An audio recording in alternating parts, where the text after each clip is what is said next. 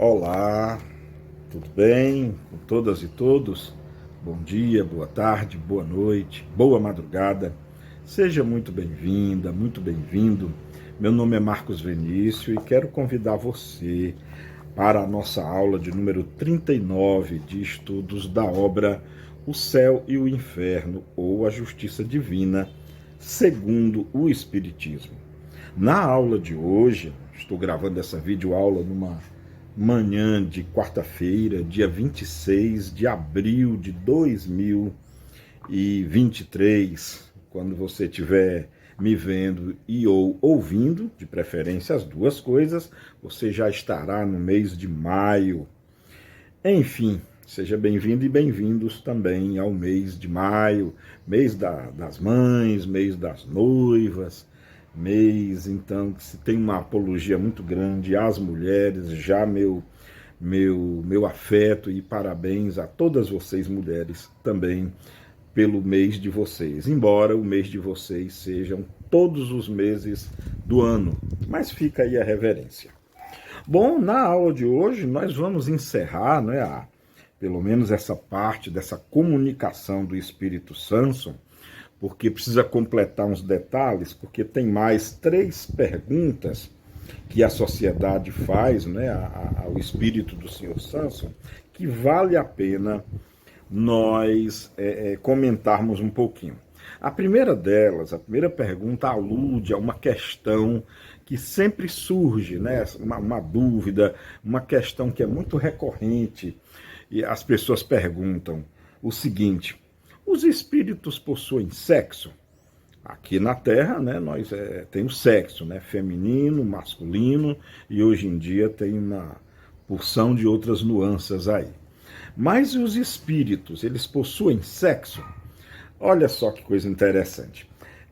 No item 11, da segunda parte do capítulo 2 do livro Céu e o Inferno, então, finalizando essa sessão de evocação do Espírito Santo, no item 11, a Sociedade de Estudos pergunta o seguinte: os espíritos não têm sexo, entretanto, como há poucos dias ainda éreis homem, tendes em vosso novo estado antes a natureza masculina que a natureza feminina?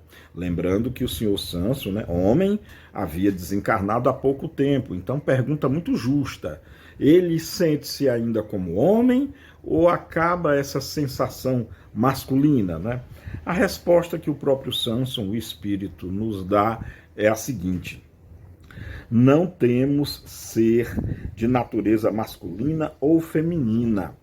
Os espíritos não se reproduzem, Deus os cria à sua vontade. E se, por seus desígnios maravilhosos, quis que os espíritos se reencarnem na Terra, deveu acrescentar a reprodução das espécies pelo macho e a fêmea. Mas vós o sentis, sem que seja necessária nenhuma explicação. Os espíritos não podem ter sexo. Então essa foi a resposta já categórica do senhor Sanson. Eu aconselho você que está me ouvindo e me vendo agora, nessa questão há um comentário do Allan Kardec. Eu aconselho a você ler esse comentário do Kardec, é valiosíssimo. Eu vou até comentar esse comentário. Na verdade, a questão do sexo dos espíritos desencarnados, que não existe. O senhor Sanson, ele foi muito categórico quando ele diz assim, ele encerra a mensagem dizendo: os espíritos não podem ter sexo. E faz todo sentido. Por quê? Porque o sexo é uma propriedade do corpo, é uma propriedade do organismo. O espírito não tem um corpo orgânico, não tem um organismo, então não faz sentido. Realmente ele não tem sexo. Mas vocês já devem ter ouvido falar aí em algum tipo de literatura dos espíritos dizendo serem masculinos ou femininos, espíritos que têm até ainda desejos sexuais. Kardec explica tudo isso direitinho na nota dele. Eu vou resumir da seguinte forma: tudo é em função do apego à matéria. Claro que se o espírito ainda for bastante apegado à matéria, não é porque ele acabou de desencarnar, não é porque ele ou ela acabou de morrer que vai se desvencilhar desse efeito desse efeito da matéria sobre o espírito, das consequências da matéria sobre o espírito. Espíritos muito materializados, ou seja, muito apegados à matéria, mesmo depois da morte, ainda guardam reminiscência, ainda guardam características, ainda guardam sensações muito vívidas, muito reais da matéria. É por isso que existem espíritos, sim, que mesmo desencarnados acreditam ainda possuírem sexo. Existem espíritos desencarnados que acreditam até ainda possuírem um corpo. É o apego e o grau de adiantamento do espírito. Kardec explica isso bem direitinho na nota do item 11. Eu aconselho a leitura, tá? Bom, eu queria passar agora para a última questão. Tem ainda o item 12. O item 12 fica aí como dever de casa. Eu vou para a questão 13, que ela realmente arremata e já resume o item 12. É muito interessante, porque a questão 13, ela trata da questão de se o espírito lê os nossos pensamentos, né? Você aí que está me ouvindo e me vendo, de preferência as duas coisas, você já deve ter ouvido falar que os espíritos nos ouvem, que os espíritos leem os nossos pensamentos, né? Em primeiro lugar, isso não é sempre, isso também não é para qualquer espírito. Depende do adiantamento intelectual do espírito, depende do adiantamento moral, depende aí enfim, do padrão evolutivo que o espírito tenha, da expertise do que ele pode ou não fazer. Mas olha só, no item 13 e último item desse questionário, né, a sociedade pergunta o seguinte, a sociedade que evocou, né, o Espírito Santo. Dissestes que ledes em nosso pensamento.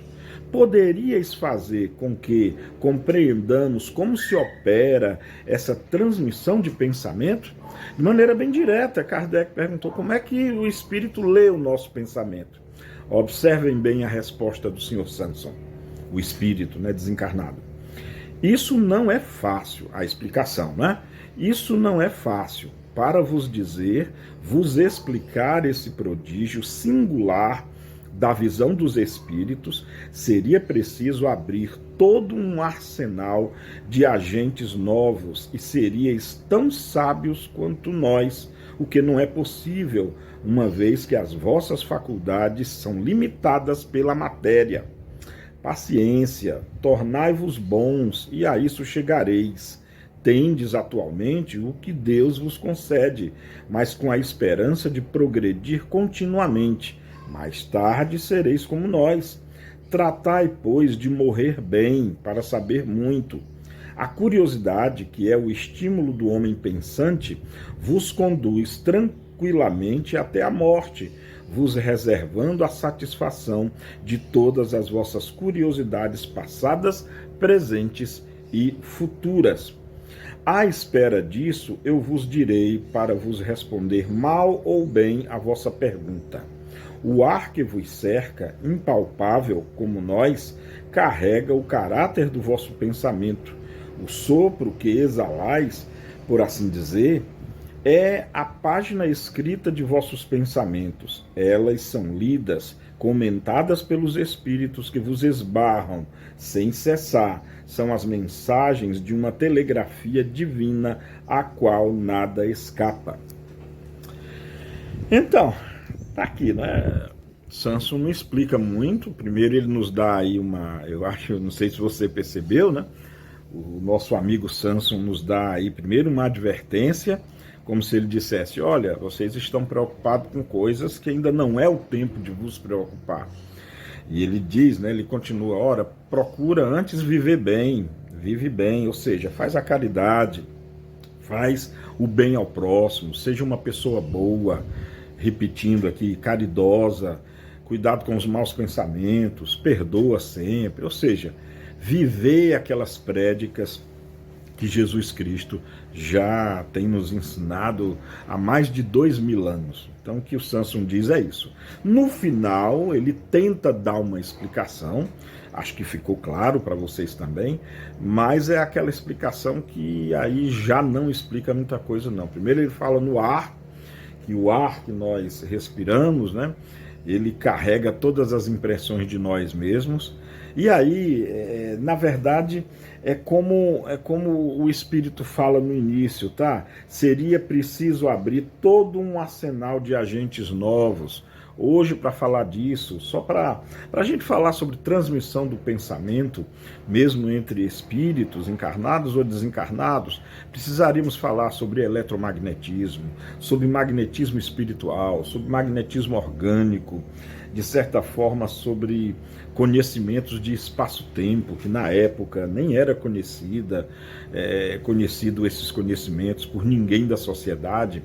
Tem coisas de aspecto científico, tem coisas da física, tem coisas da metafísica, ou seja, realmente Samson foi muito providencial em nos alertar que é um mundo novo, é um mundo novo.